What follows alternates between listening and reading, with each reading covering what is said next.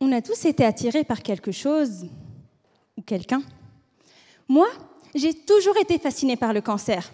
Non pas que je le veuille, ni que je le souhaite à autrui, mais fascinée par sa complexité, par le défi que cela représente, par le lien qu'entretiennent les cellules entre elles, par leur communication, mais surtout par son impact sur la vie des patients. De ce fait, j'ai choisi de faire ma thèse sur un cancer qui provient des nerfs, un cancer avec un grave pronostic, un pronostic limité à 5 ans. 5 ans de douleur, avec de possibles dysfonctions d'organes, voire même une paralysie. Comment prévenir ce cancer?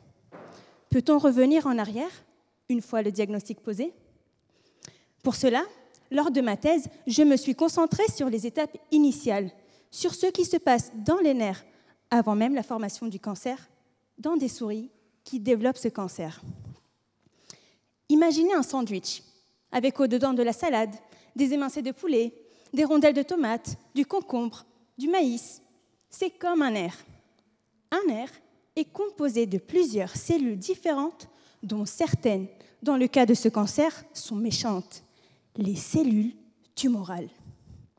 Tout d'abord, j'ai caractérisé ces nerfs par différentes méthodes. Pour connaître le pourcentage de cellules tumorales, pour étudier leur morphologie, pour repérer leur localisation.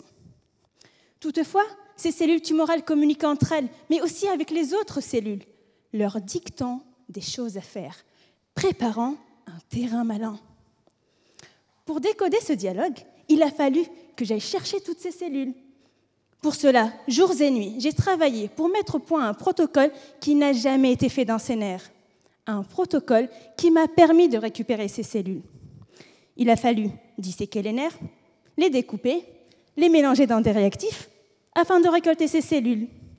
Ensuite, nous avons déchiffré leur langage à l'aide d'un logiciel. Et nous avons trouvé un code secret, une protéine qu'utilisent les cellules tumorales, un code secret qu'elles ne sont pas censées utiliser, un code secret qu'elles gardent durant la formation du cancer. Et vous savez quoi? Ce code secret est aussi retrouvé dans d'autres cancers. Alors, vous l'aurez compris, la prochaine étape est d'aller bloquer cette protéine pour voir si cela ralentira ou préviendra la formation de ce cancer. Elles sont peut-être rebelles, ces cellules tumorales, mais si nous déchiffrons leur langage, nous pourrons détourner leur plan